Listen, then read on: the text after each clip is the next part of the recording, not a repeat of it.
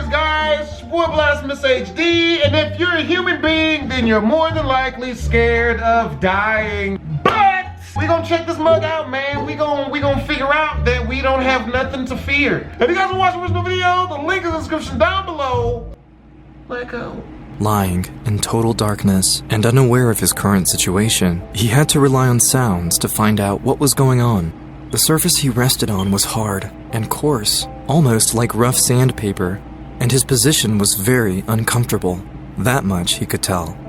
Is this blood? He had an iron, almost metallic taste in his mouth.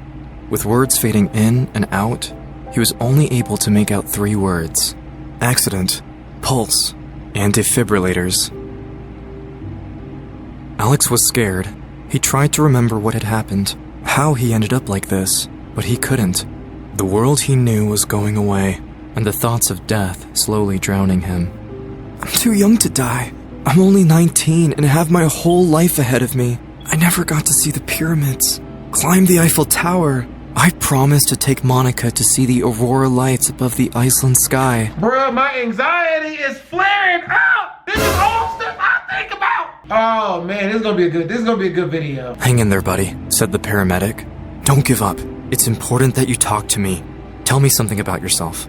Can you do that for me? Blink twice if you understood this.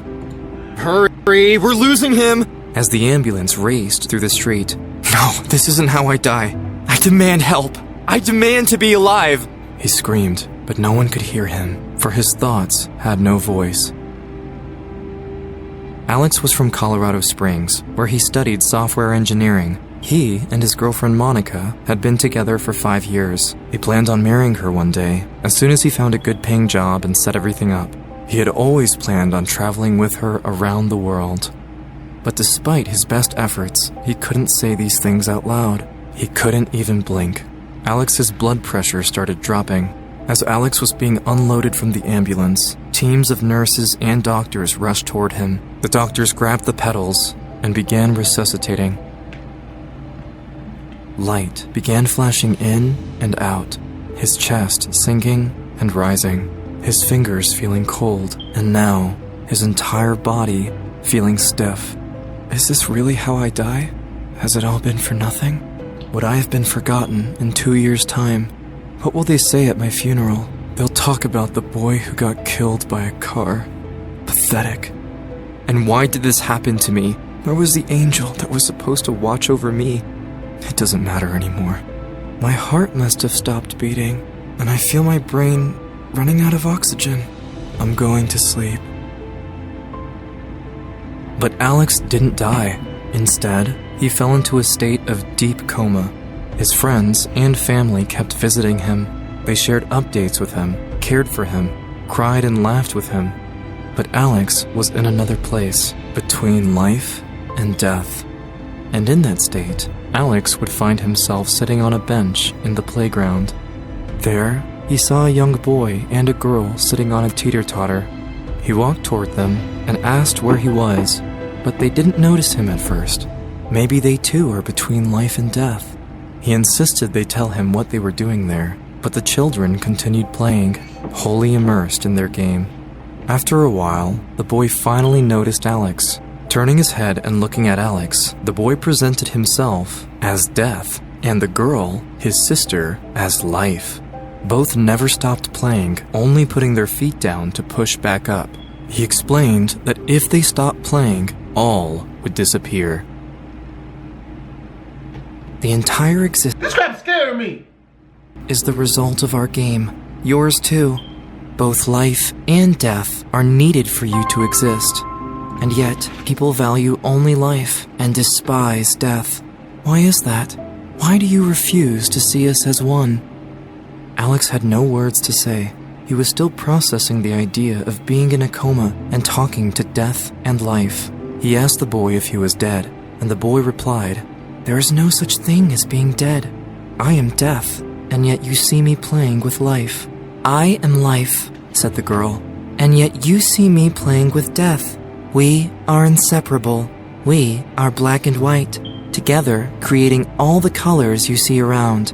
We are silence and sound, together creating voices and music emerge. For too long have humans plotted new ways to separate me from my brother. You portrayed him in the worst possible ways. Described him as an old wraith with a scythe, lurking around the corners. Alex felt anger in his confusion. He felt like the teeter-totter life and death were playing on. Life claimed he was being unfair to death, and death was saying he was taking life for granted. What we are doing is the universe, said life, and you are a part of it.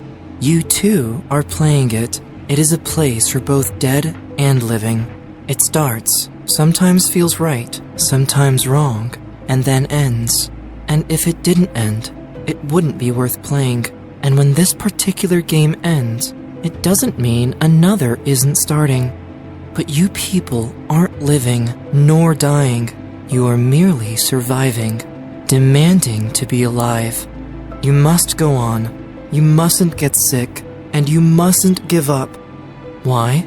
Because of your fear of dying, you are only surviving, not living, enjoying nothing, afraid of everything. And in the moment of death, you regret not living. You regret not seeing pyramids because you thought there would be enough time. But how much time is enough time?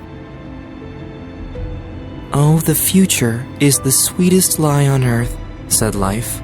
No one ever thinks that you and all the people you ever met will eventually die until death. Did you genuinely consider it? Did you accept the inevitability of death? You didn't. Otherwise, you would cherish the present very dearly. You would love your friends and family on the level you couldn't understand. Did you truly love them? Did you cherish the present? You weren't, for you would appreciate every moment and every fiber of it. You were breathing, feeling, seeing, hearing, scenting, and tasting. You had the opportunities for living, and you took it for granted, hooked on the drug of the future. Tell me, when did time ever solve anything? Did it work out for you? What life and death had spoken to Alex had him burst into tears, regretting not living in life and dying in death. As Alex stared at boy and girl rising and falling, he understood the game life and death. The constant push and pull are in no one's hands, but the choice to fear death is the same as fearing life. Boy and girl gave him a choice, to either wake up and live, or die and leave everything behind. He chose life. They told Alex he wouldn't remember having this conversation, but he will bring with him the feeling of tranquility. From now on, he will know that no matter what happens, death will remind him that everything is going to be all right in the end. And if the fear of dying sometimes overwhelms him, he will accept it.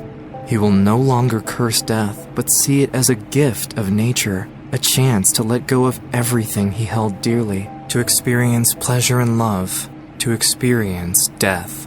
He will see the huge role it plays in his life, the magnitude and the importance of it. In some weird way, he will see that death is life. Thus life snapped its fingers, and Alex woke up.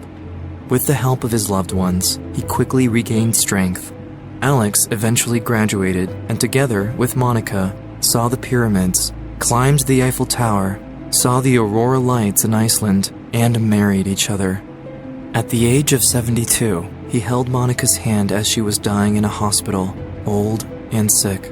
To honor the promise they made to each other, he traveled to England and brought her ashes with him.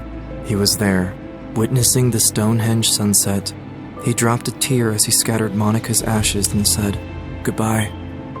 When he came back home, Alex visited the nearby playground. He enjoyed the bright and sunny day. There, he saw a boy and a girl teeter-tottering, playing as if there were no yesterday, today, or tomorrow. They were out of space, time, and themselves. At that moment, he felt unexplained tranquility. At that moment, he was absolutely willing to die.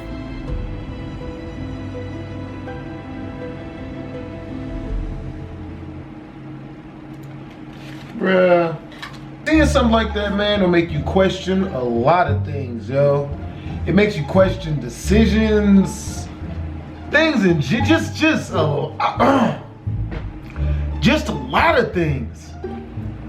I mean, that's the realest shit she ever wrote, man.